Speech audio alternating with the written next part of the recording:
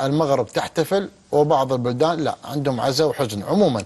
لا، والمشكله عبد الله ان بعض البلدان هذه اللي تلبس تيشيرتات وكل يوم تغير في التيشيرت ما استفادت اي شيء من هذا الحقد الدفين اللي موجود، وغصبا عنهم تواجد المغرب، غصبا عنهم حصلوا على استضافة كأس العالم، غصبا عنهم نعم. فازوا بكأس العالم، غصبا عنهم وصلوا حتى الرجال إلى كأس العالم وإلى أيضا خلينا نقول تصنيف عالي وأعلى تصنيف بين الدول العربية. وإن شاء الله أنه يأتي اليوم اللي يجبروا أنهم يلبسون تيشيرت المغرب ويشجعون المغرب. السلام عليكم، لا تنسوا الإعجاب بالفيديو والاشتراك في القناة تشجيعا لنا لنستمر بنشر المزيد إن شاء الله. المغربية الشريفة نهني طبعا الشعب المغربي بهذا الإنجاز الكبير، نهني طبعا سيدي ملك المغرب وكذلك مولاي الحسن وكذلك مولاي رشيد مناسبة فوز المنتخب المغربي بكأس العالم التي أقيمت في تشيلي. إنجاز جديد، إنجاز يسجل باسم المغرب، وطبعا إنجاز يسجل كذلك باسم العرب ونفتخر فيه كذلك احنا كعرب هذا الانجاز التاريخي. وتحيه خاصه طبعا للمدرب والجهاز الفني والاداري، كذلك الجهاز الفني والاداري كلهم بيور، كلهم مغاربه، وهذا الحلو طبعا في هذا الانجاز. باسمكم وباسمي ارحب بضيوفي في حلقه هذا المساء الكابتن صابر. كابتن صابر رحب بك. اهلا وسهلا. مساء الخير. مساء الخير. مبروك، الف مبروك. الله يبارك فيك ومساء الخير ومساء بضيوفك الكرام. كابتن يوسف مساء الخير كابتن، مبروك. مساء الخير كابتن عبد الله، الله يبارك فيك ونبارك لكل المغاربه واولهم الرياضي الاول في البلاد صاحب الملك محمد السادس نصره الله، ولكل الشعب المغربي تتويج وانجاز تاريخي ان شاء الله يدخل تاريخ كره القدم المغربي ان شاء الله. انجاز جميل، انجاز جميل، انجاز يسجل كذلك للمغرب دور كبير طبعا للجامعه الملكيه براس طبعا سي فوزي لغجع، نعطيه حقه كذلك فوزي لغجع. هذا الانجاز اكثر تقريبا من 20 لقب للكره المغربيه في عهد فوزي لغجع. تفضل. صحيح اخويا عبد الله، فوزي لغجع له دور كبير في نقل الكره المغربيه الى مكان ثاني وقلب الصوره ديال الكره المغربيه 360 درجه، حيث الرجل واقف على شغله، وهذا راجع لانه تدرج من جميع الفئات كلاعب كمسير كرئيس، والحمد لله يعرف خبايا كره القدم المغربيه والافريقيه، والدعم الكبير الذي يلقاه من صاحب الجلاله الملك الحسن الثاني الرياضي الاول هو اللي حفزه، وكذلك ما نساوش الاداره التقنيه لها دور كبير كابتن عبد الله. اكيد الجهاز الفني والاداري لهم دور كبير، في اسماء موجوده احنا يمكن ما تحضرنا بعض الاسماء ولكن نقول لهم مبروك كذلك. صحيح. اللاعبين والجهاز الفني والاداري التقني المحلل النيبت مدرب اسماء كثيره نقول لهم مبروك. كابتن يوسف، دموعك غاليه يا محمد وهبي، دموع الفرح، تحملت الضغط الكبير، والله ضغط كبير، احنا عارفين الضغط الكبير اللي واجه المدرب يمكن ما ينام في الليل بصراحه. تشكر على هذا الانجاز الكبير، تشكر على تحملك الصعايب انت والجهاز الفني والاداري. لقطات كثيره للجهاز الفني والاداري، يوم يجيك واحد من الجهاز الفني او الاداري يحمل اللاعب ياسين جسيم، لقطه ما تحصلها في بلدان ثانيه. تشكر محمد وهبي، دموعك غاليه ودموعك كبيره بصراحه، تشكر على الانجاز، والله يرحم والديك. تفضل. صحيح. محمد وهبي عليه ثقل كبير لان هذه تعتبر مهمه وطنيه. نعم. وكيمثل فيها المغرب، وتعرف هو كمدرب يعني من الدرجه الاولى، ويحب الوطن ويحب الكره المغربيه كثير، رغم انه عاش في اوروبا، عنده الولاء وعنده حس بالثقل ديال المهمه اللي عليه، ولقى معاه الرجال في جنبه اللي ايدوه وساعدوه، مثل النيبات، مثل مدرب الحراس باقي الفاسي، في كثير من الطاقم التقني ساعدوا في كثير من هاي الصوره. اعتقد يوسف الصوره تعبر عن نفسها، يعني ما يحتاج اعلق عليها انا. هاي صوره تعلق عن نفسها بطبيعه الحال. هناك لحمه وطنيه ان صح التعبير في هذه الصوره، نلاحظ أنه الكل كان له شغل واحد، هو الذهاب بعيدا في هذه الكاس ورفع الراية المغربية والذهاب إلى أبعد نقطة وهي التتويج باللقب. الحمد لله عندما تشاهد هذه الصورة بسواعد مغربية، طاقم مغربي، هناك التحام، هناك تضامن، هناك تكاتف كذلك وتكامل بين كل الجهاز الفني اللاعبين، فأكيد النتيجة ستكون بطبيعة الحال هي الذهاب بعيدا وهي التتويج باللقب. طبعا من هذا المنبر كذلك نشكر سعادة السفيرة السيدة كنزة على العمل الكبير ومشاركة السفارة المغربية في تشيلي. يحسب لهذه السفيرة المحترمة الوقوف خلف المنتخب. احترام وتقدير لك يا سعادة السفيرة على هذا العمل الكبير، ودور السفارات طبعا في خارج الدولة، ودور كذلك الشيء الدبلوماسي. يعني فرحتك كبيرة ويستحقون بصراحة، عمل كبير كذلك للسفارة المغربية في تشيلي. كابتن نشد بحرارة على يد سفيرة المغرب تازية من أصل فاس وفاس أهل الكرم، اللي سوت عزومة كبيرة لجميع الجمهور، ويعني جابت كثير من الإذاعيين والإعلاميين التفاف كبير مع جميع الأطراف. نعم عبد الله، إذا ممكن نشوف الصورة، عشان الصورة هذه اللي بشوفها أنا بصفق عليها، يعني تستحق الإشادة والتقدير، وكذلك يعني هي انتظر الصورة. عبد الله إذا ممكن أشوف صورة المدرب محمد وهبي. دموعك غالية يا كابتن، تحملت الكثير، نقول لك ألف مبروك على هذا الإنجاز. والله صورة صعبة كابتن يوسف، صورة تدل على الضغط الكبير على المدرب، ضغط مش سهل ترى. دموع الفرح، دموع الوطنية، دموع الفرحة بطبيعة الحال، فرحة إنجاز تاريخي، إنجاز عالمي لكرة القدم المغربية. محمد وهبي أثبت أنه مدرب كبير، يعني في مباريات وبطولات كبيرة خاضها مع المنتخب الوطني للشباب، بطولة اتحاد شمال إفريقيا التي توج بها وكانت مؤهلة لكأس إفريقيا في مصر مايو الماضي، خسر المباراة النهائية أمام جنوب إفريقيا في مسار كبير. اليوم يخوض بطولة كأس العالم، تجاوز الإنجاز التاريخي الذي كان في 2005 بلوغ المربع الذهبي، بلغ المباراة النهائية وأكثر من ذلك توج باللقب.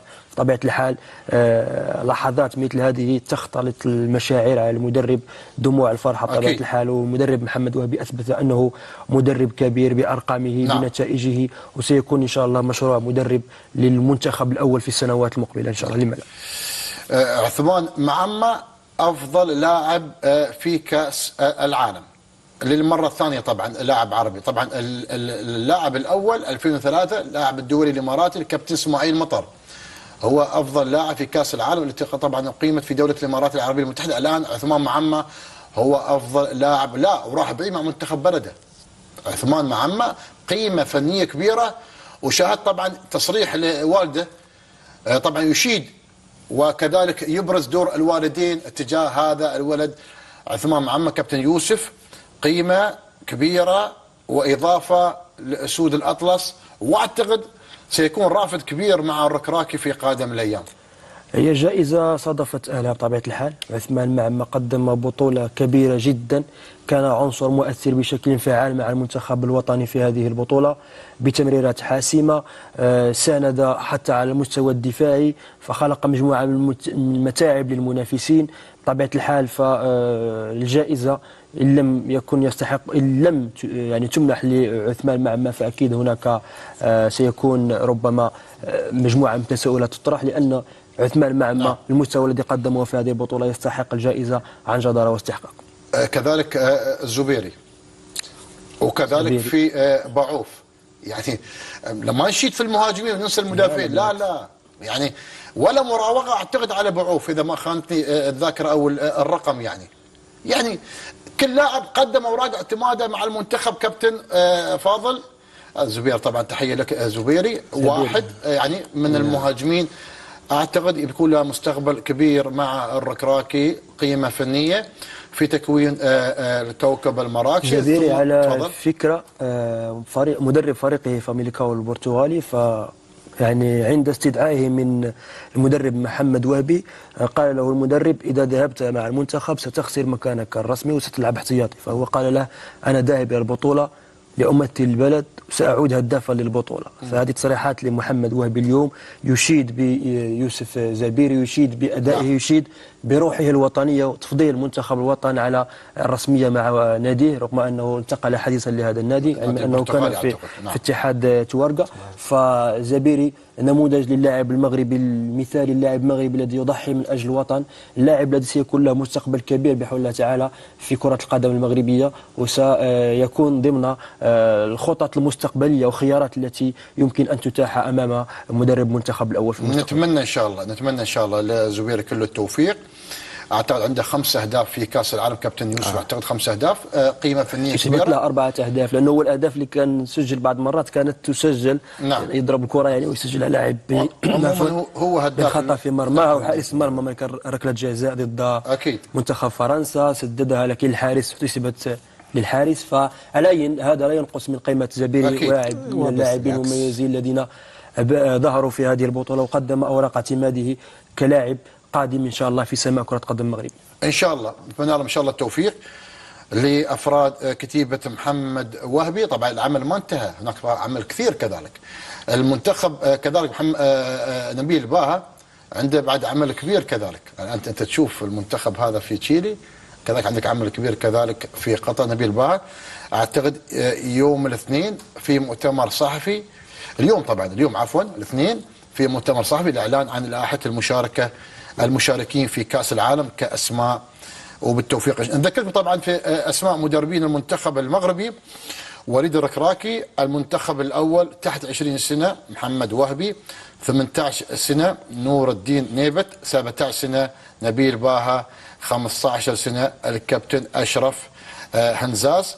نتمنى لهم إن شاء الله التوفيق ومزيد من التقدم والتطور الكرة المغربية، مدربين مغاربة على أعلى مستوى. كابتن صحيح، المدربين المغاربة الحمد لله دابا الإطار الوطني عرف على صعيد أفريقيا وعلى صعيد آسيا كقيمته الفنية وهذا راجع للثقة الكبيرة اللي تعطيها الجامعة المدربين المغاربة، وكذلك التكوين ديالهم الصح وشواهد والحقيبة العلمية الموجودة عندهم، وأهم شيء الولاء للدولة والولاء لسيدنا الله ينصره، وكذلك للشعب المغربي اللي عاوزين يفرحوا الشعب المغربي. ان شاء الله. لا هنيت، انا صار لي بدايه الحلقه هني المغاربه هنيت المغاربه بشكل عام، سواء المغاربه في المغرب وكذلك في الخليج والوطن العربي والجاليات المغربيه في شتى انحاء العالم. مبروك هذا الانجاز التاريخي، الانجاز الكبير،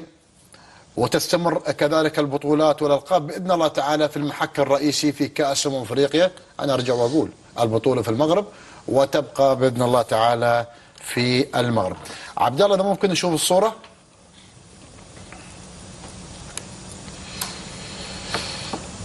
باركنا. هذه الصورة الجميلة طبعا من الحساب الرسمي للجامعة الملكية. كذلك اليوم أعتقد في بوستر مهم. سيدي ملك المغرب هنأ رئيس الجامعة الملكية. عبد الله، إذا ممكن نشوف البوستر.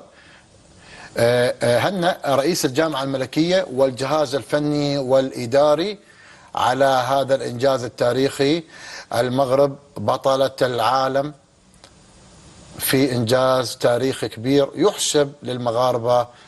كابتن حياكم الله مشاهدي الكرام. نرحب بالكابتن محمد تقي. ابو تقي، مساء الخير. يا مساء الخير، ارحب فيك وارحب بالساده المشاهدين. ابو ناصر، مساء الخير. كابتن ايضا. يا مرحبا كابتن عبد الله، الله يحييك ويسلمك، واتشرف بوجودي اليوم مع ايضا اخوي محمد. الله يطول عمرك، شرف لي. المغرب تحتفل، وبعض الاستديوهات في العالم الاخر عندهم حزن بمناسبه حصول المغرب على كاس العالم. نحن اليوم خلينا نحتفل ونكمل الاحتفال هذا وياهم. اعتقد خلينا اقول البرنامج العربي الوحيد اللي دعم هذا المنتخب من خلال مسيرته في كاس العالم في تشيلي، وسبق نحن تكلمنا في بدايه المرحله الاولى من التصفيات، قلت لك عبد الله اللي يفوز على البرازيل ويفوز على اسبانيا يستحق ان يكون بطل العالم. وهذا اليوم المغرب ولله الحمد حقق هذه البطوله. اليوم لازم نبارك اولا للمقام السامي للملك محمد السادس. نعم. نصر الله ولولي عهده، ونبارك ايضا للسيد فوزي الاخجع، ونبارك للشعب المغربي في المغرب برع المغرب على هذه البطولة وعلى هذه الكوكبة الكبيرة من الشباب المغربي اللي شرفنا اليوم. لذلك أنا أقول لك إياها، كلنا سهرنا الساعة 3 في الإمارات، ونحن شوف احنا ترى فينا رقاد، لكن نحن سهرنا أي والله. لأن نحب هذا المنتخب، لأن المنتخب يرتبط بالدول العربية. ولا تنسى علاقتنا نحن في دولة الإمارات علاقة خاصة مع المغاربة، مع القيادة، مع كل مغربي اليوم. أنا أحب أبارك حتى للمغاربة اللي عايشين في دولة الإمارات، للمغاربة اللي في داخل المغرب في كافة محافظاتهم. افرحوا، إنجاز عظيم، إنجاز كبير يسطر لشباب المغرب. نعم. ولا تنسى أيضا مش فقط حققوا بطل العالم، أيضا خذ أحسن لاعب في البطولة عثمان معمر. معمر هو لاعب منتخب المغرب. في شيء بالشيء يذكر، في سنة من السنوات كان إسماعيل المطر هو بطل أيضا. طيب 2003 اليوم يأتي لاعب مغربي أيضا، مبروك، ويسجل هذا الشيء. يستاهل، الأمانة أقول لك يستاهل كل عثمان التوفيق. معمر. نعم، يستاهل هذا الإنجاز. أبو ناصر، إنجاز تاريخي عربي، عشان ما نقول بعد كذلك العرب فقط، كذلك الأمازيغ بعد نبارك لهم على هذا الإنجاز. تفضل كابتن أبو ناصر. نبارك للكل. عبد الله، اليوم الفرحة كبيرة. أنا مثل ما قال أخوي محمد ما رقدنا يا ريال إلى الآن، نحن صاحيين وفرحانين ونستعيد كل ذكريات أيضا المغرب من كأس العالم أيضا للرجال اللي عمل فيها المنتخب المغربي إنجاز كبير في قطر، وأيضا اليوم هذا الإنجاز، وبكرة إن شاء الله تحت 17 يكون في إنجاز أيضا آخر إن شاء الله. والتهنئة طبعا للمغرب العربي بشكل عام، للعرب بشكل عام، للأمازيغ، لسيدي الملك محمد السادس، وأيضا ولي عهده، للأستاذ فوزي الأخجع، لكل من ينتمي لهذا الكيان الكبير. المغرب تحتفل، ولكن بعض الاستديوهات التحليلية في دول أخرى عندهم عزاء وحزن للأسف. في كل مباراة يخرجون في تيشيرت المنتخب الخصم للمنتخب المغربي. لبس التيشيرت البرازيلي وخسر، لبس التيشيرت الكوري وخسر، لبس التيشيرت الأرجنتيني وخسر، كل المنتخبات. وبقت المغرب فوق السحاب مثل ما يقول لك اخواننا السعوديين. بيضطرون يوم يلبسون التيشيرت المغربي، بيضطرون الان. يعني بيضطرون. الحل الوحيد انك تلبس التيشيرت المغربي حتى تحتفل مع المغاربه بهذا الانجاز. برامج رياضيه واستديوهات رياضيه تحتفل او تريد المنتخب الخصم ان يحقق انتصار على المنتخب المغربي. شوف، شاء من شاء وابى من ابى، الراية الحمراء المغربية هي من تسيدت المشهد في كأس العالم للشباب، وهذا الشيء واقع وحقيقة لأداء مشرف لمدرب نزيه يعلم تماما كيف يوظف اللاعبين. أبارك لهم صراحة، أبارك للاعبين، أقول ديو مغرب، وإن شاء الله تعالى أن هذا المنتخب بإذن الله تعالى سيكون له يعني راح يكون له مستقبل مشرق. نعم. إن شاء الله. مع الكوكبة إن شاء الله، في المستقبل القريب إن شاء الله. طيب كابتن أبو ناصر، نشوف الصورة. عبد الله، محمد وهبي في كلمة، كابتن محمد تقي لم يمارس كرة القدم، تعرض للانتقاد في الفترات الماضية، ولكن محمد وهبي قيمة فنية كبيرة وكذلك إضافة للمنتخب المغربي. أنا أبارك له عبد الله. عبد الله شوف، أنا أبارك له للأمانة لهذا المدرب. أنا أسميه فيلسوف الكرة المغربية. وهبي؟ نعم، فيلسوف الكرة المغربية اللي يعد الشباب. كان في بلجيكا أكاديمي على مستوى عالي، الجامعة الملكية أعطته التمكين أنه هو يكون مدرب، رغم بعض الانتقادات أن هذا المدرب ما مارس لعبة كرة القدم. هذا يثبت أن مش فقط المدرب لازم يكون لاعب كرة قدم، يثبت أن كرة القدم هي يعني هي فلسفة، هي تنظيم، هي أبعاد فنية تكتيكية ارتبط في تمكين اللاعبين. أبارك له، عنده نخبة من النجوم المميزين، عرف كيف يكيفهم للحصول على كأس العالم. لقب كبير عبد الله، اللي يشوف أن لقب كأس العالم للشباب لقب عادي، أنا بالنسبة لي أشوف لقب من أصعب الألقاب. ليش؟ لأن أنت تلعب مع لعيبة صغار في السن، شباب عندهم الطاقة بشكل أكبر. لكن للأمانة أقول لك إياها بكل صراحة، تميزت المغرب في هذه البطولة، وليست بالمباراة النهائية. المغرب تميزت من بداية البطولة إلى نهاية البطولة. عبد الله، الشيء الأهم من هذا أن هذا الفوز بهذه البطولة تحت 20 سنة يدل على أن المغرب عندها قاعدة قوية جدا. يعني اليوم ما في خوف على المنتخب الأول لا اليوم ولا خلال 10 سنوات قادمة بوجود منتخبات مثل هذه المنتخبات. يعني اليوم مش موضوع الكاس، اليوم موضوع بناء قاعدة قوية جدا تخدم وترفد المنتخب الأول. هذا أهم من موضوع البطولة نفسها. في نقطة ثانية أبغى أضيفها إذا اسمح لي.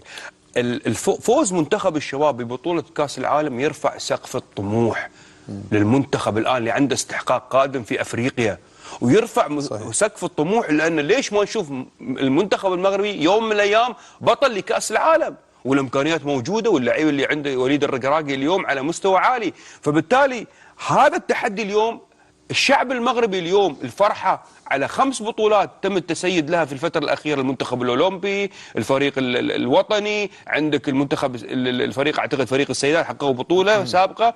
هذا يرفع سقف الطموح على مستوى عالي. إن شاء الله أن هذا السقف راح يرتفع بتحقيق أيضا البطولة الأفريقية القادمة إن شاء الله في المغرب. إن شاء الله. نشوف عبد الله الصورة. فوزي الأقجع في كلمة أبو ناصر أعتقد يعني والله هذا الرجل لا تكفي كلمة عبد الله، هذا الرجل لا تكفي كلمة. إنجاز وراء إنجاز وراء إنجاز. هذا يدل على الإدارة الكبيرة اللي قدمها في الجامعة الملكية، وأيضا يدل على جهود، على فكر، على عمق أيضا في موضوع الجانب الإداري وإدارته أيضا، مش فقط لموضوع المنتخب الأول، لا المنتخبات بشكل عام. شفناه لما ودعهم منتخب اللي تحت 20 لليوم حصل على كاس العالم، ودعهم في المطار وكان متواجد معاهم وشجعهم وحثهم على هذا التواجد من هذا الرجل في كل الأحداث ومع كل المنتخبات. يدل على فكر كبير. هنيئا للمغرب على هذا الرجل. هنيئا لنا احنا بوجود رجل مثله في إدارات كرة القدم والجوانب الرياضية أيضا في العالم العربي. محمد تقي تفضل. أنا عبد الله، أنا أبغى أقول كلمة. أنا أبغى أقول شو السر اللي يشتغل فيه فوزي الأقجع اليوم؟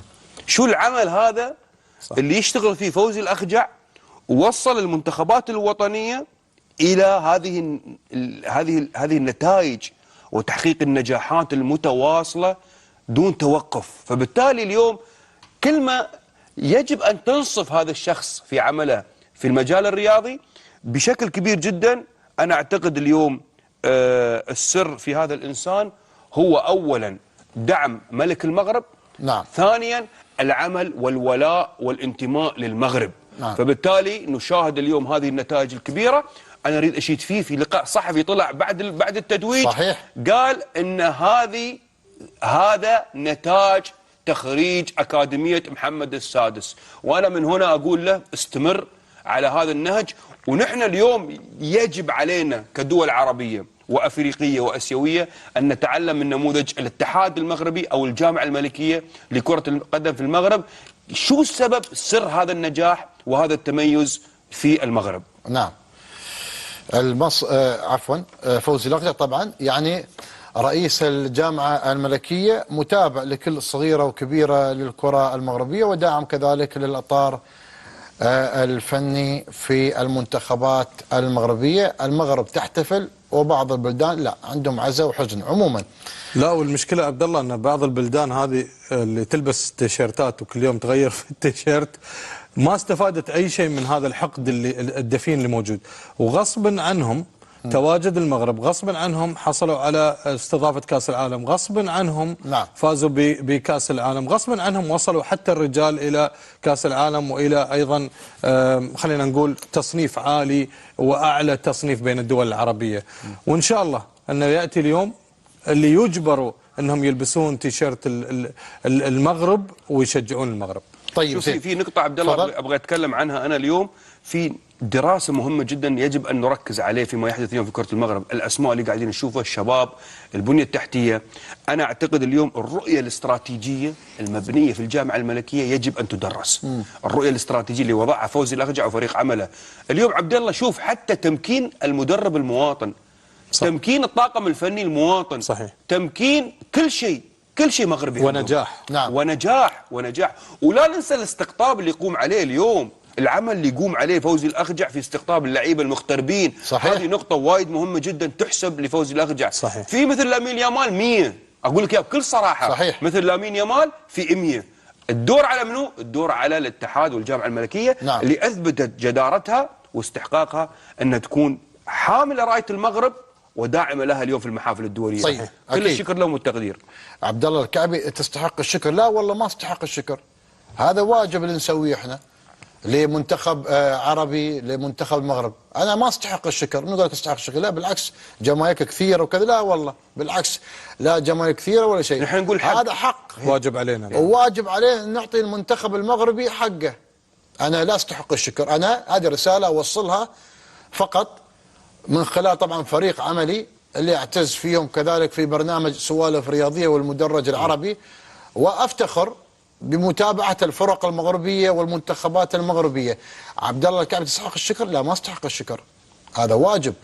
وكذلك نوعدكم بتغطيه خاصه كذلك في كاس العالم للشباب مع نبيل باها في قطر، نوعدكم بتغطيه خاصه. وكذلك كاس العالم او عفوا كاس العرب مع السكتوي كذلك في قطر. عبد الله يستحق؟ لا والله ابدا، انا بالعكس هذه الرساله اوجهها فقط رساله اعلاميه من حبي كذلك للمملكه المغربيه الشريفه، فقط رساله فقط. ما عندي اهداف شخصيه ولا عندي امور ثانيه، الحمد لله ورايتي بيضاء مثل ما يقول لك. ولكن المغرب محمد تقي تستحق. علاقه اخويه بين الامارات والمغرب قبل ما تكون بيننا احنا كشعب مع أكيد. شعب المغرب. شوف، هو السبب الرئيسي اليوم نحن توشحنا بهاللون وهالعلم وهذا الشعار هو النتائج الايجابيه، هو الحب اللي يربطنا اليوم مع المغرب. ان نحن نفتخر بالكره المغربيه، العطاء اللي قاعدين نشوفه في الملعب، صرامه الاتحاد المغربي، قوه الاتحاد المغربي، دبلوماسيه الاتحاد المغربي، هذه كلها يقودها فوزي الاخجع بناء على توجيهات الملك محمد السادس ولي العهد. لذلك اليوم نحن لما نلبس الشعار هذا نبغى نوصل رساله ان نقول البرنامج هذا داعم لكل منتخب عربي. صحيح. يقدم اكيد ويرفع اسم نعم. العرب. فبالتالي طيب. كل الشكر لهم والتقدير ان شاء الله. اهم شيء نحن دائما ننصف المغرب ونقول ديما مغرب ان شاء الله، مستمرين ان شاء الله في دعم المنتخب المغربي نعم. في الاستحقاقات القادمه. عبد الله دائما تتكلم عن العرب والامازيغ، ما تتكلم عنهم. والله اتكلم عنهم وارفع لهم العقال الامازيغ. يعني لما اتكلم عنهم دائما رساله تجي تهني العرب ولا تهني الامازيغ. والله نهني الامازيغ وحافظ كلمتين ازول فلاون اعتقد هذا اللي حفظنا والله. شوف عبد الله شوف